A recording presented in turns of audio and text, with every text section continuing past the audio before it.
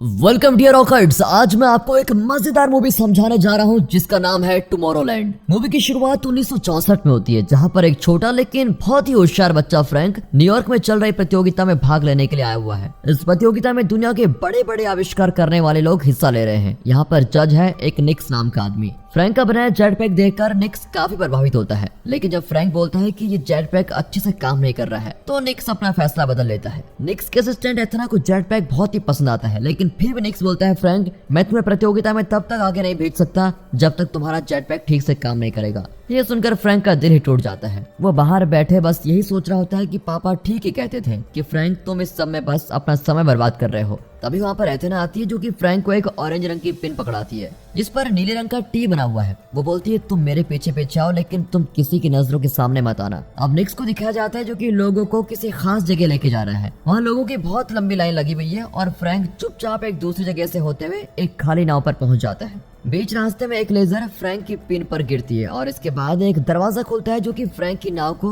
नीचे बनी अंधेरी जगह में लेके जाता है। अब फ्रैंक को गाड़ी जैसा कुछ दिखता है, लेकिन वो चीज भविष्य की कोई आधुनिक चीज लग रही है और वो एक गाड़ी है। फ्रैंक खुशी से उसके अंदर जाता है, लेकिन जैसे ही वो अंदर पहुंचता है वहाँ की सभी खिड़की दरवाजे बंद हो जाते हैं और गाड़ी पागलों की तरह हिलने लगती है। फिर फ्रैंक नीचे गिर जाता है और गाड़ी के रुकने तक खड़ा ही नहीं हो पाता। दरवाजे के खुलने पर फ्रैंक बाहर जाता है। वो देखता है कि वो किसी प्लेटफॉर्म पर है और सारी जगह बहुत ज्यादा कोहरा हो रखा है। वो तब बहुत ही हैरान हो जाता है जब उसके पास से कोई उड़ती हुई गाड़ी जाती है और उस गाड़ी में एथना और निक्स बैठे हुए हैं। फ्रैंक उनके पीछे जाने की कोशिश करता है, लेकिन बड़े बड़े रोबोट्स उसके सामने आ जाते हैं और उसको रोकने की कोशिश करते हैं। हमारा छोटा फ्रैंक इधर उधर भागते हुए रोबोट से बचने की कोशिश करता है, लेकिन गलती से नीचे गिर जाता है। नीचे गिरने से उसका जेट पैक भी टूट जाता है। तभी एक अच्छा सा रोबोट वहाँ आता है और फ्रैंक के जेट पैक को ठीक करके उसको वापस देता है। उसी वक्त फ्रैंक को पकड़ने के लिए वहाँ कुछ पहरेदार आते हैं, इसलिए उनसे बचने के लिए फ्रैंक एक और बार नीचे कूद जाता है और अब की बार उसके पास उसका काम करता हुआ एक जेट पैक है। इसलिए वो जेट पैक को डालकर उसको चालू कर देता है और मस्त हवा में उड़ पा रहा होता है। फ्रैंक कोहरे से उड़ता हुआ आगे जाता है और उसको पता लगता है कि वो एक बहुत ही एडवांस शहर में पहुंच गया है जिसका नाम टुमारोलैंड है। इस शहर में पूरी दुनिया के सबसे होशियार लोग रहते हैं। तभी फ्रैंक को एथना दिखती है, इसलिए वो एथना के पास उतर जाता है और ऐसा करते हुए वो निक्स को दिखाना चाहता है कि मेरा जेट पैक चलने लगा है, लेकिन निक्स उस पर कोई ध्यान नहीं देता।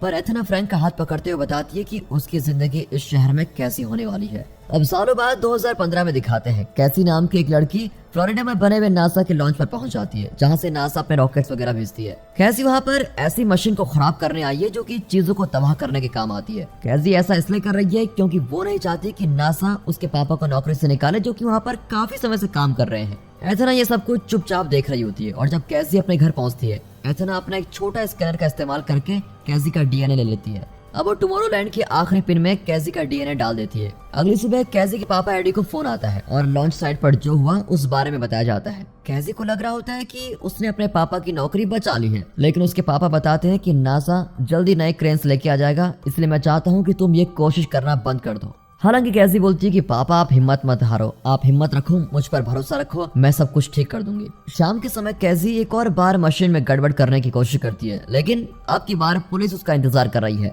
और इसीलिए उसको गिरफ्तार कर लिया जाता है। कुछ घंटों बाद कैसी को जेल से निकलवाने के लिए कोई उसकी बेल देता है और कैसी घर जाने से पहले अपना सामान ले लेती है। सभी चीजों के बीच उसको एक पिन मिलती है और जैसे ही वो पिन को छूती है उसको ऐसा दिखता है जैसे कि वो किसी दूसरी जगह पहुंच गई हो। पिन नीचे गिर जाती है और जैसे कैसी पिन को दोबारा छूती है तो वो दोबारा किसी और जगह पहुंच जाती है। अगली बार कैसी पिन को ठीक से उठाती है और उसको कुछ दूरी पर एक बड़ा शहर दिखाई देता है, लेकिन जब वो उस शहर की तरफ जाने की कोशिश करती है उसके हाथ से पिन गिर जाती है और फिर उसको पता लगता है कि वो अभी भी जेल में है, क्योंकि इधर उधर चलते वक्त वो जेल की चीजों से टकरा जाती है। ऐसा कुछ दोबारा ना हो इसके लिए कैसी च्युइंगम के रैपर का इस्तेमाल करती है और पिन को उठाती है। तभी कैसी के पापा एडी वहां पर आते हैं और उन्होंने कैसी की बेल करवा ली है। घर जाते हुए एडी कैसी की उल्टी हरकतों के लिए उसको काफी डांटता है, इसलिए कैसी अपने पापा को पिन दिखाते हुए बोलती है, पापा आप एक बार इसको छू कर तो देखो, आपको सब कुछ खुद ही समझ में आ जाएगा। हालांकि जब एडी पिन को टच करता है तो पहले जैसा कुछ भी नहीं होता। अब कैसी को ये बात समझ नहीं आती, इसलिए वो खुद पिन को टच करती है, लेकिन कैसी तो किसी दूसरी दुनिया में पहुंच जाती है। उसको समझ आ जाता है कि पिन उसी के टच करने पर काम करती है। अब एडी को लगता है कि कैसी बार बार पिन का बहाना बनाई जा रही है, इसीलिए वो गुस्से में आकर कैसी से पिन ले लेता है। घर पहुंचने के बाद कैसी एडी के सोने का इंतजार करती है ताकि वो अपनी पिन चुरा ले। जैसे वो पिन को टच करती है वो दोबारा किसी और दुनिया में पहुंच जाती है, लेकिन जैसे वो शहर में जाने की कोशिश करती है तो वो अब घर के दीवारों में टकरा जाती है और सीढ़ियों से भी नीचे गिर जाती है। फिर शोर शराबे की आवाज को सुनकर एडी जाग जाता है, जिसकी वजह से कैसी छुप ही जाती है और फिर ये सब कुछ किसी और जगह करने का ट्राई करती है। कैसी अब एक बड़े से मैदान में जाती है और अपनी पिन को टच करती है। ऐसा करते ही वो टुमारोलैंड पहुंच जाती है। शहर में आगे जाने के लिए कैसी एक ट्रेन लेती है और तभी उसको दिखता है कि उसकी पिन पर टाइमर लगा हुआ है जिस पर उल्टी गिनतियां चल रही है। साथ ही उसको पता लगता है कि कोई भी उसको देख नहीं सकता। अब कैसी अगले स्टेशन पर उतर जाती है और वहाँ वो देखती है कि कुछ वैज्ञानिक किसी दूसरी ट्रेन में चढ़ रहे हैं। कैसी उनका पीछा करती है, लेकिन अचानक उसके चारों तरफ पानी पानी दिखने लगता है क्योंकि उसकी पिन पर टाइमर 0 तक पहुंच गया है। कैसी फिर भी आगे बढ़ती जाती है और जल्द ही टुमारोलैंड गायब हो जाता है। फिर कैसी अपने आप को तालाब जैसी किसी चीज के बीच में पाती है। अब कैसी अपने घर पहुंचती है और अपने भाई नेट को जगाती है और उससे बोलती है तो मुझे पापा के कंप्यूटर का पासवर्ड बताओ, मुझे कंप्यूटर में कुछ जरूरी देखना है। दोनों मिलकर इंटरनेट पर पिन के बारे में जानने की कोशिश करते हैं और उनको एक दुकान के बारे में पता चलता है जो ऐसी पिन को खरीदना चाहते हैं। कैसी उस दुकान का पता लगा लेती है और अपने भाई को बोलती है अगर पापा तुमसे कुछ पूछे तो कह देना मैं अपने दोस्तों के साथ जा रखी हूँ। अब सुबह के समय दिखाते हैं तो एथना नेट के पास आती है और कैसी के बारे में पूछती है, लेकिन जवाब में नेट बोलता है दीदी तो अपने दोस्तों के साथ कैंपिंग में गई हुई है। एथना को पता लग जाता है कि नेट झूठ बोल रहा है, इसलिए वो नेट पर दबाव डालती है और फिर नेट सब कुछ सच सच बता देता है। इस सब के दौरान कैसी भी उस दुकान पर पहुंच जाती है जिसके बारे में उसने इंटरनेट पर देखा था। दुकान पर काम करने वाले दोनों लोग पिन को लेना चाहते हैं। वो कैसी को बोलते हैं लड़की जो सब तुमने इस पिन की मदद से देखा वो बिल्कुल सच है। वो आगे बताते हैं टुमारोलैंड एक ऐसी जगह है जहाँ दुनिया के सभी होशियार लोग रहते हैं, वो इसलिए ताकि वो दुनिया की राजनीति और लालच से दूर रह सके और उस शहर में बस इसी पिन की मदद से जाया जा सकता है। ये दोनों पिन को खरीदना चाहते हैं और साथ ही पूछते हैं तुम्हें ये पिन कहाँ से मिले, लेकिन जब कैसी उनका जवाब नहीं देती और बाहर जाने लगती है तभी दुकान में काम करने वाले ये दोनों इंसान बाहर जाने का दरवाजा ही बंद कर देते हैं। दोनों फिर कुछ खतरनाक हथियार निकालते हैं जिसमें से प्लाज्मा निकलता है। अब कैसी इधर उधर छुपने की कोशिश करती है लेकिन उसको ढूंढ लिया जाता है और हथियार पकड़ के खड़े ये दोनों लोग किसी छोटी लड़की के बारे में पूछते हैं। अचानक खिड़की से एक ग्रेनेड अंदर आता है और दोनों लोगों को कुछ देर के लिए जमाई देता है। अब हथियार के साथ एथना अंदर आती है और बोलती है ये एक टाइम बम है और इसका असर जल्द ही खत्म हो जाएगा, इसलिए हमें यहाँ से जल्द ही निकलना होगा। एथना कैसी का हाथ बाहर निकालने में मदद करती है, लेकिन इसकी वजह से टाइम बम बंद हो जाता है और दुकान में काम करने वाले दोनों लोग आजाद हो जाते हैं और फिर वापस से हमला करते हैं। अब एथना उन दोनों से लड़ती है और कैसी भी इसमें एथना की मदद करती है। जब एथना उन दोनों में से एक का सर अलग कर देती है तो कैसी ये देखकर हैरान हो जाती है कि दुकान में काम करने वाले दोनों लोग इंसानों की तरह दिखने वाले रोबोट्स हैं। एथना बताती है कि ये दोनों जल्दी धमाके से फटने वाले हैं, इसलिए हमें जल्दी निकलना चाहिए। अब एथना एक गाड़ी की खिड़की को तोड़कर दरवाजा खोलती है और कैसी को अंदर बैठने को बोलती है। किसी खास तरह की चीज का इस्तेमाल करके वो गाड़ी को चालू कर देती है और जाने से पहले बोलती है इससे पहले कि वो लोग हमको ढूंढ ले हमें यहाँ से जल्द ही निकलना होगा। रास्ते में कैसी सवाल पूछने लगती है और एथना बताती है तुम्हारे पास जो पिन है वो मैंने ही तुम्हें दी है। अब इससे पहले कि वो कुछ और बता पाती उसके शरीर में आई चोट की वजह से बहुत गड़बड़ होने लग जाती है।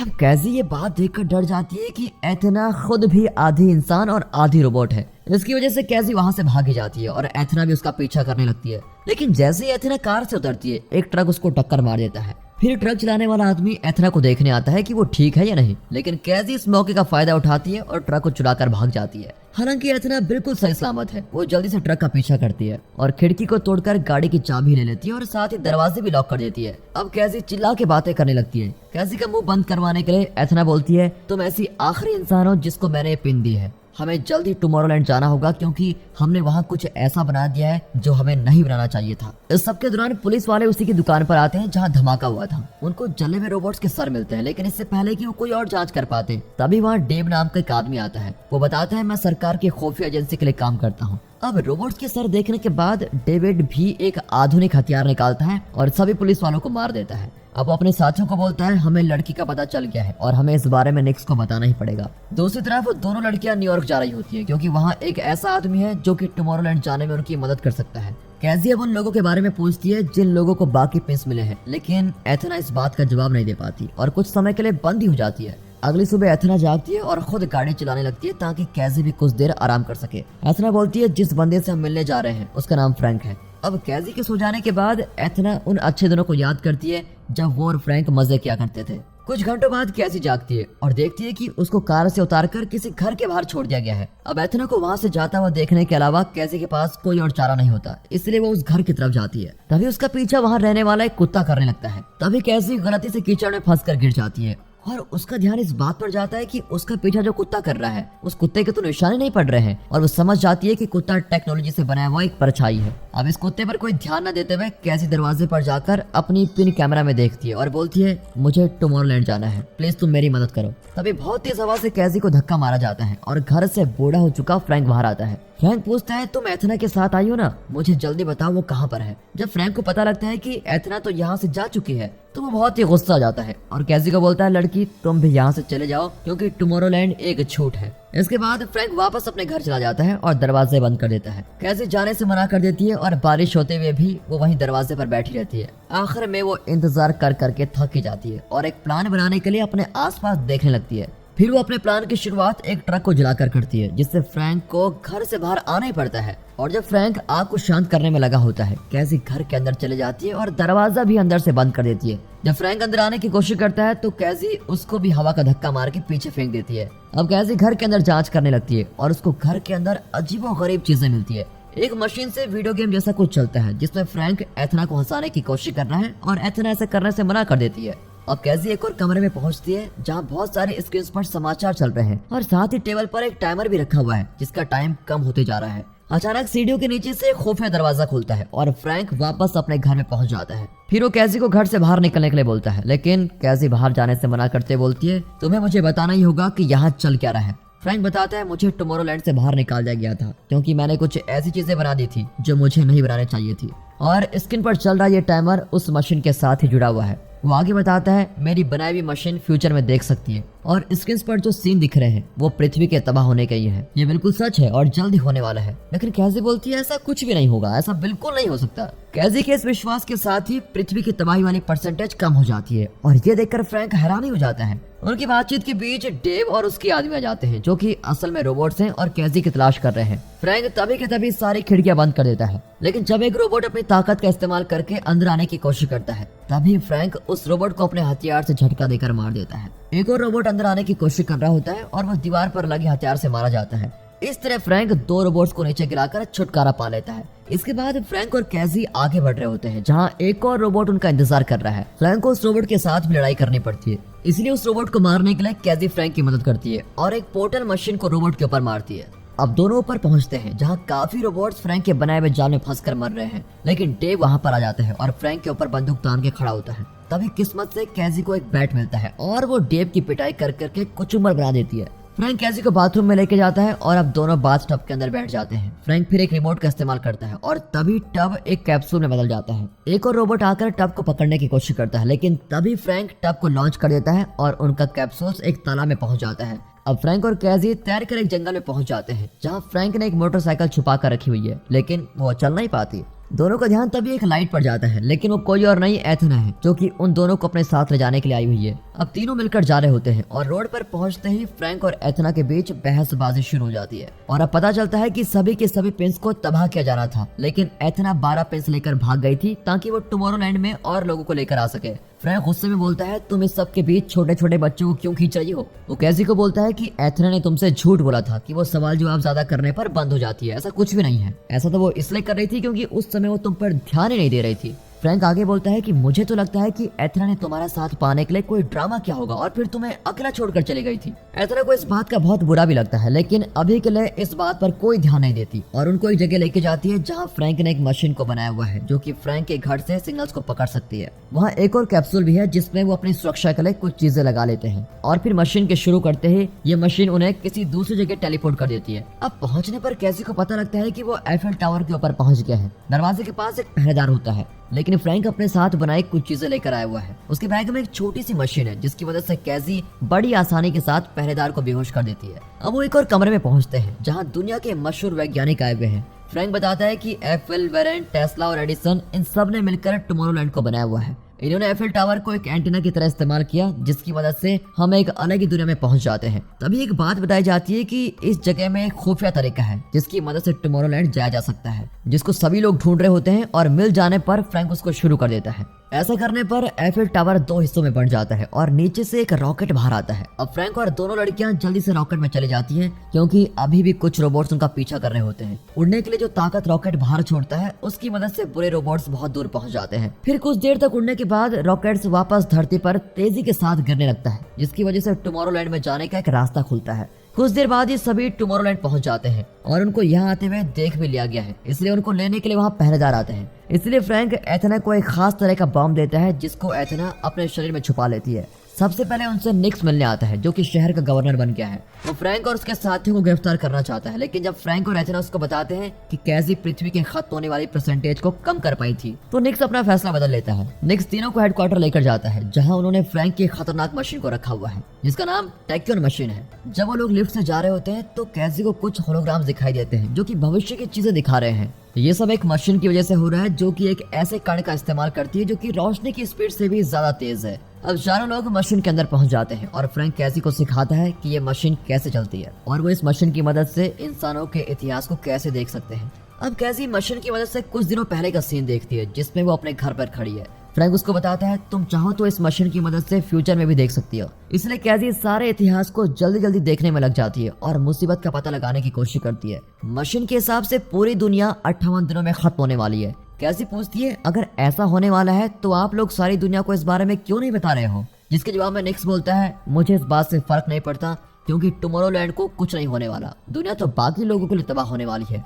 निक्स आगे बोलता है कि मैं बाहर के लोगों को अपने शहर में नहीं आने दूंगा क्योंकि जैसे बुरे हाल उन्होंने अपनी दुनिया में किए हैं वैसे ही वो टुमारोलैंड के साथ भी कर सकते हैं। लेकिन कैसी इस बात को मानने से मना कर देती है जिससे एक सेकंड के लिए स्क्रीन पर तबाह होने वाली पृथ्वी की तस्वीरें ही बदल जाती है। अब फ्रैंक इस बात के जरिए निक्स को समझाने की कोशिश करता है कि देखो देखो अभी क्या हुआ, मैंने बोला था ना इस लड़की की मदद से हम पृथ्वी को बचा सकते हैं। लेकिन निक्स उनकी बातों पर ध्यान नहीं देता और सभी को बेहोश कर देता है। कुछ समय बाद फ्रैंक जागता है और एथेना बताती है कि हम लोगों को दोबारा शहर से बाहर निकाल दिया जाएगा। कैसी बहुत ही ज्यादा दुखी होती है क्योंकि जो सब कुछ उन्होंने किया है वो सब कुछ बर्बाद होने वाला है। जब फ्रैंक कैसी को समझाने के लिए जाता है तो कैसी गुस्से में खड़ी हो जाती है और बोलती है तुम लोग ही मुझसे झूठ बोलते आए हो, और अब वो बहुत ही भड़क जाती है और दोनों पर गुस्सा कर रही होती है। तभी उसको कुछ चीजें क्लियर हो जाती है। फ्रैंक मशीन को हैक करके सभी चीजों को अपने घर पर देख पा रहा था, जिसका मतलब है कि मशीन के सिग्नल्स पृथ्वी के चारों तरफ घूम रहे हैं। वो बोलती है फ्रैंक की मशीन भविष्य जरूर देख सकती है लेकिन फ्यूचर में वही होता है